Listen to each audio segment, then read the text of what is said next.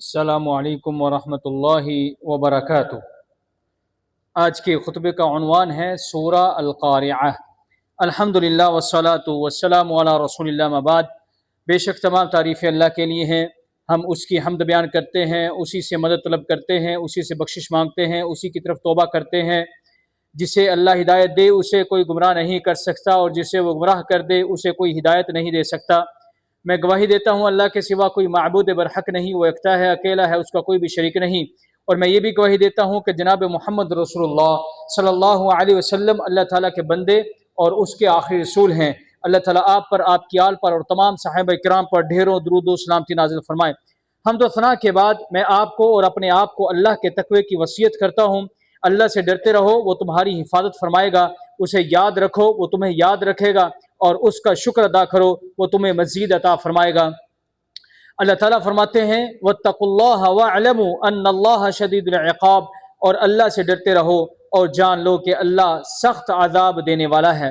اللہ کے بندو، یہ ایک نہایت ہولناک اور لرزہ خیز آغاز ہے، ایک ایسی گونج دار اور ہیبت ناک شروعات جو انسان کو اس بات کی معرفت کا مشتاق بنا دیتی ہے کہ آگے کیا خبر دی جانے والی ہے۔ یہ سورہ القارعہ کا لفظ القارعہ ہے۔ لفظ القارعہ قیامت کے ناموں میں سے ایک نام ہے۔ اسے یہ نام اس لیے دیا گیا ہے کیونکہ یہ اپنی ہولناکی سے دلوں کو کھٹکھٹائے گی اور دہلا دے گی۔ اسی لیے اللہ تعالیٰ نے اس کے معاملے کو عظیم اور پرشکوہ بناتے ہوئے فرمایا القارعہ۔ امام قرطبی رحمہ اللہ فرماتے ہیں یہ وہ گھڑی ہے جس کی ہولناکی لوگوں کے دلوں کو کچوکے لگائے گی، اور اس وقت ان پر جو عظیم بلا نازل ہوگی وہ دلوں کو دہلا دے گی، اور یہ ایسی صبح ہوگی جس کے بعد کوئی رات نہیں۔ پھر اللہ تعالیٰ نے استفہامیہ انداز میں اس کے معاملے کو مزید ہولناک بناتے ہوئے فرمایا مل قارعۃ، یعنی وہ کیسی عظیم، کیسی رسوا کن اور کیسی ہولناک ہوگی۔ پھر اللہ سبحانہ و تعالیٰ نے اس ہولناکی اور دہشت میں مزید اضافہ کرتے ہوئے فرمایا وما ادراک ما القارعۃ، اور آپ کو کس چیز نے آگاہ کیا کہ وہ کھڑکھڑانے والی کیا ہے۔ یہ استفہام اس کے معاملے کی عظمت اور اہمیت بیان کرنے کے لیے ہے، لہذا وہ کانوں کو پھاڑنے کے بعد دلوں کو دہلا دینے والی ہے۔ اللہ سبحانہ و تعالیٰ فرماتے ہیں وَيَوْمَ يُنْفَخُ فِي الصُّورِ فَفَزِعَ مَنْ فِي السَّمَاوَاتِ وَمَنْ فِي الْأَرْضِ، اور جس دن سور پھونکا جائے گا تو آسمانوں اور زمین میں جو بھی ہیں سب گھبرا اٹھیں گے۔ یوم یکون الناس، اس سخت گھبراہٹ اور ہولناکی کی وجہ سے لوگ ایسے ہوں گے کالفراش المبثوث، جیسے بکھرے ہوئے پروانے، یعنی پھیلی ہوئی اور متفرق ٹڈیوں کی طرح جن کا ایک ریلا دوسرے میں گھس رہا ہوگا۔ امام قرطبی رحمہ اللہ فرماتے ہیں ابتدا میں ان کا حال پروانوں یعنی پتنگوں جیسا ہوگا جن کی کوئی سمت نہیں ہوتی، وہ ہر طرف حیران و پریشان ہوں گے۔ پھر وہ ٹڈیوں کی طرح ہو جائیں گے، کیونکہ ٹڈیوں کی ایک معین سمت ہوتی ہے جس کا وہ قصد کیا کرتی ہیں۔ دنیا میں پروانے چھوٹے حجم کے حشرات ہوتے ہیں جو آگ پر گرتے ہیں اور اسی کا قصد کرتے ہیں، وہ چراغ وغیرہ پر ٹوٹ پڑتے ہیں یہاں تک کہ جل جاتے ہیں۔ اسی بارے میں نبی کریم صلی اللہ علیہ وسلم نے ارشاد فرمایا مثلی ومثلکم کمثل رجل اوقد نارا فجعل الجنادب والفراش يقعن فيها ويذبهن عنها وانا آخذ بحجزكم عن النار وانتم تفلتون من يدي۔ میری اور تمہاری مثال ایک ایسے شخص کی جیسی ہے جس نے آگ جلائی تو ٹڈیاں اور پروانے اس میں گرنے لگے اور وہ انہیں اس سے ہٹا رہا ہے، اور میں تمہاری کمر سے پکڑ کر تمہیں آگ سے بچا رہا ہوں جبکہ تم میرے ہاتھوں سے چھوٹ کر اس میں گرتے جا رہے ہو۔ امام نووی رحمہ اللہ فرماتے ہیں اس حدیث کا مقصد یہ ہے کہ آپ صلی اللہ علیہ وسلم جاہلوں اور اپنی خواہشات و گناہوں کے سبب آخرت کی آگ میں گرنے والے مخالفین کی مثال اور ان کی آگ میں گرنے کی حرص، باوجود اس کے کہ آپ انہیں روک رہے ہیں، دنیا کی آگ میں گرنے والے پروانوں کی طرح ہے جو اپنے کمزور ارادے اور نادانی کی وجہ سے خود کو ہلاکت میں ڈالنے پر تلے ہوئے ہیں۔ اللہ تعالیٰ نے مخلوق کو پروانوں سے تشبیہ ان کی کثرت، پھیلاؤ اور ذلت کی وجہ سے دی ہے، یا پھر اس کے لیے کہ وہ جہنم میں اس طرح گریں گے جیسے پروانے چراغ پر گرتے ہیں۔ علماء رحمہ اللہ فرماتے ہیں قبروں سے اٹھتے وقت لوگ بکھرے ہوئے پروانوں کی طرح ہوں گے، کیونکہ وہ بغیر کسی نظم و ضبط کے ادھر ادھر آ جا رہے ہوں گے۔ پھر جب پکارنے والا انہیں پکارے گا تو وہ میدان محشر کی طرف متوجہ ہوں گے، تب وہ پھیلی ہوئی ٹڈیوں کی طرح ہوں گے، کیونکہ ٹڈیاں ایک ہی سمت کا رخ کرتی ہیں۔ شیخ ابن عثیمین رحمہ اللہ فرماتے ہیں لو تصورت هذا المشهد لتصورت امرا عظیما لا نظیر له هؤلاء العالم من آدم الى ان تقوم الساعة كلهم يخرجون في آن واحد في مشارق الارض ومغاربها۔ اگر تم اس منظر کا تصور کرو تو ایک ایسے عظیم معاملے کا تصور کرو گے جس کی کوئی نظیر اور مثال نہیں۔ یہ تمام جہان آدم علیہ السلام سے لے کر قیامت تک کے تمام لوگ سب کے سب ایک ہی وقت میں زمین کے مشارق اور مغارب سے نکل کر کھڑے ہو جائیں گے۔ یہ تو قیامت کے دن انسانوں کا حال ہوگا۔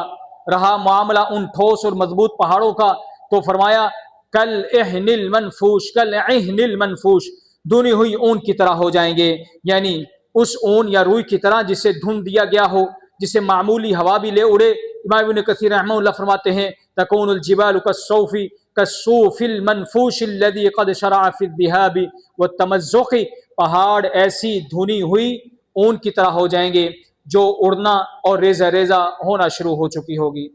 وہ ادھر ادھر اڑ رہے ہوں گے، پھر پہاڑ ریت کے بھر بھرے ٹیلے بن جائیں گے، یعنی سخت بلند اور مضبوط پتھر ہونے کے بعد ریت کے ڈھیر کی مانند، پھر وہ اڑتی ہوئی دھول اور بکھرا ہوا غبار بن جائیں گے۔ اللہ تعالیٰ فرماتے ہیں وَتَرَى الْجِبَالَ تَحْسَبُهَا جَامِدَةً وَهِيَ تَمُرُّ مَرَّ السَّحَابِ، اور تم پہاڑوں کو دیکھ کر گمان کرو گے کہ وہ جمے ہوئے ہیں، حالانکہ وہ بادلوں کی طرح ہوا میں اڑ رہے ہوں گے، یعنی وہ بکھرا ہوا غبار بن جائیں گے جسے ہوائیں اڑائیں گی یہاں تک کہ وہ مٹ جائیں گے اور ان کا کوئی نشان باقی نہ رہے گا۔ ابن عطیہ رحمہ اللہ فرماتے ہیں وَكَوْنُ الْجِبَالُ كَالْعِهْنِ إِنَّمَا هُوَ وَقْتُ التَّفْتِيتِ قَبْلَ النَّسْفِ، پہاڑوں کا اون کی طرح ہونا ان کے ریزہ ریزہ ہونے کے وقت ہوگا، اس سے پہلے کہ وہ بالکل اڑ جائیں گے، پھر انہیں بالکل اڑا دیا جائے گا یہاں تک کہ ان کا نام و نشان مٹ جائے گا۔ اللہ تعالیٰ فرماتے ہیں وَيَسْأَلُونَكَ عَنِ الْجِبَالِ فَقُلْ يَنْسِفُهَا رَبِّي نَسْفًا وَيَذَرُهَا قَاعًا صَفْصَفًا لَا تَرَى فِيهَا عِوَجًا وَلَا أَمْتًا۔ اور وہ آپ سے پہاڑوں کے بارے میں اے نبی پوچھتے ہیں تو فرما دیجئے کہ میرا رب انہیں اکھاڑ بکھیر دے گا، پھر زمین کو ایک چٹیل میدان بنا دے گا، تم میں سے اس میں زمین میں نہ موڑ دیکھے گا اور نہ کوئی ٹیلا دیکھے گا۔ اور قیامت کے دن ترازو نصب کیے جائیں گے اور لوگ دو گروہوں میں بڑھ جائیں گے، خوش نصیب اور بدبخت۔ فَأَمَّا مَنْ ثَقُلَتْ مَوَازِينُهُ، بس جس کے نیکیوں کے پڑلے بھاری ہوں گے، یعنی جس کی نیکیاں اس کی برائیوں پر غالب آ جائیں گی، فَهُوَ فِي عِيشَةٍ رَاضِيَةٍ، وہ من پسند زندگی میں ہوگا، یعنی ایسی پسندیدہ زندگی جس سے اس کا مالک راضی ہوگا، اور وہ راضی کیوں نہ ہو جبکہ وہ ایک پاکیزہ اور کامل زندگی ہوگی جس میں لذت، صفائی، نعمت اور سرور کا دائمی تسلسل ہوگا۔ لا يمسهم فيها نصب وما هم منها بمخرجين، نہ انہیں وہاں کوئی تھکن چھوئے گی اور نہ وہ وہاں سے نکالے جائیں گے۔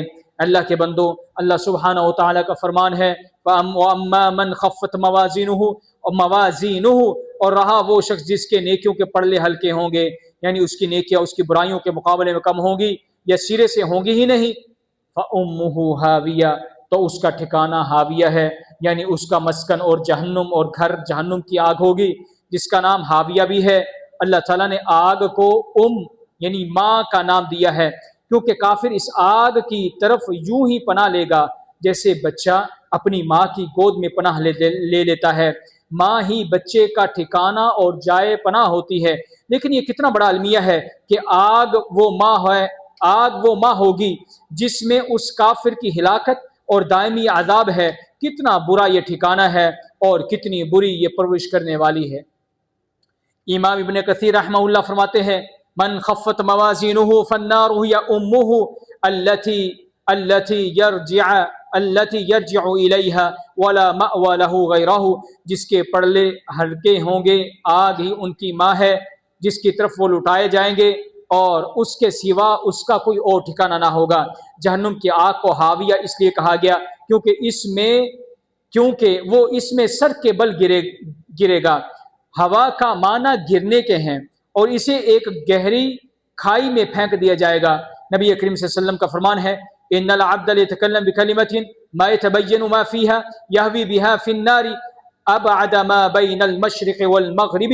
بندہ بس اوقات بغیر سوچے سمجھے زبان سے ایسی بات نکالتا ہے جس کے بارے میں وہ غور بھی نہیں کرتا کہ یہ کتنی سنگین ہے، لیکن اس کی وجہ سے وہ آگ میں اتنی گہرائی میں جا گرتا ہے جتنا مشرق اور مغرب کے درمیانی فاصلہ ہے۔ وما ادراک ما ہی، اور آپ کو کس چیز نے آگاہ کیا کہ وہ کیا ہے؟ یہ سوالیہ انداز اس آگ کی ہولناکی اور اس کی شدت دہشت بیان کرنے کے لیے ہے، اور یہ بتانے کے لیے کہ یہ آگ عام انسانی تجربے اور سوچ سے بالکل باہر ہے۔ انسانی علوم اس کی حقیقت کے احاطہ نہیں کر سکتے۔ پھر خود اللہ تعالیٰ نے اس کی تفسیر بیان کرتے ہوئے فرمایا نار حامیہ، وہ دہکتی ہوئی آگ ہے، یعنی وہ حرارت اور تپش کی آخری انتہا کو پہنچی ہوئی ہے، اور وہ دنیا کی آگ کی تپش سے 70 گنا زیادہ شدید ہے، جیسے کہ نبی کریم صلی اللہ علیہ وسلم کا ارشاد ہے، فرمایا نارکم هذه التي يوقد ابن آدم جزء من 70 جزءا من حر جهنم قالوا والله إن كانت لكافية يا رسول الله قال صلى الله عليه وسلم فإنها فضلت عليها ب99 جزءا کلھا مثل حرھا، تمہاری یہ آگ جسے ابن آدم جلاتا ہے یہ جہنم کی تپش کا 70واں حصہ ہے۔ صحابہ رضوان اللہ اجمعین نے عرض کیا اللہ کا رسول، جلانے کے لیے تو دنیا کی آگ اللہ کی قسم کافی ہے۔ آپ صلی اللہ علیہ وسلم فرمائے یقیناً وہ جہنم کی آگ اس دنیاوی آگ پر 69 گنا زیادہ فضیلت اور شدت رکھتی ہے، اور ان حصوں میں سے ہر ایک کی تپش اس دنیاوی آگ جیسی ہے۔ اے اللہ اسلام اور مسلمانوں کو عزت عطا فرما اور شرک اور مشرکین کو ذلت فرما۔ اے اللہ اپنے خلفاء راشدین ہدایت یافتہ اماموں یعنی ابوبکر عمر عثمان علی رضوان اللہ اجمعین سے راضی ہو جا، اور باقی تمام صحابہ کرام اور تابعین اور ان کے نیک پیروی کرنے والوں سے بھی تو قیامت تک راضی ہو جا۔ اے اللہ غم زدوں کی غمخوری فرما، مصیبت زدوں کی مصیبت کو دور فرما۔ اے اللہ ہمارے وطنوں کو امن کا گہوارہ بنا، اور ہمارے ائمہ اور حکمرانوں کو درست راہ دکھا، اور ہمارے حکمران اور ان کے ولی عہد کو اپنی پسندیدہ اور رضا کی راہ پر چلنے کی توفیق عطا فرما، اور ان کی رہنمائی تقویٰ اور نیکی کی طرف فرما۔ اے اللہ تو ہی ہے، تیرے سوا کوئی معبود نہیں، تو غنی ہے، ہم فقیر ہیں، ہم پر بارش نازل فرما اور ہمیں مایوس لوگوں میں سے نہ بنا۔ اے اللہ ہم تجھ سے بخشش مانگتے ہیں، تو بخشش دینے والا ہے، ہم پر آسمان سے موسلادھار بارش نازل فرما۔ اے اللہ کے بندو، ان اللہ یأمر بالعدل والاحسان وایتاء ذی القربى وینہی عن الفحشاء والمنکر والبغی یعظکم لعلکم تذکرون۔ بے شک اللہ انصاف کا، احسان کا اور قرابت داروں کو دینے کا حکم دیتا ہے، اور بے حیائی، برائی اور ظلم سے منع کرتا ہے۔ وہ تمہیں نصیحت کرتا ہے تاکہ تم نصیحت حاصل کرو۔ پس اللہ کا ذکر کرو، تمہیں یاد رکھے گا، اس کی نعمتوں کو شکر ادا کرو، تمہیں اور زیادہ دے گا۔ وَلَذِكْرُ اللَّهِ أَكْبَرُ وَاللَّهُ يَعْلَمُ مَا تَصْنَعُونَ، اور اللہ کا ذکر سب سے بڑا ذکر ہے، اور اللہ تعالیٰ جانتا ہے جو کچھ تم کرتے ہو۔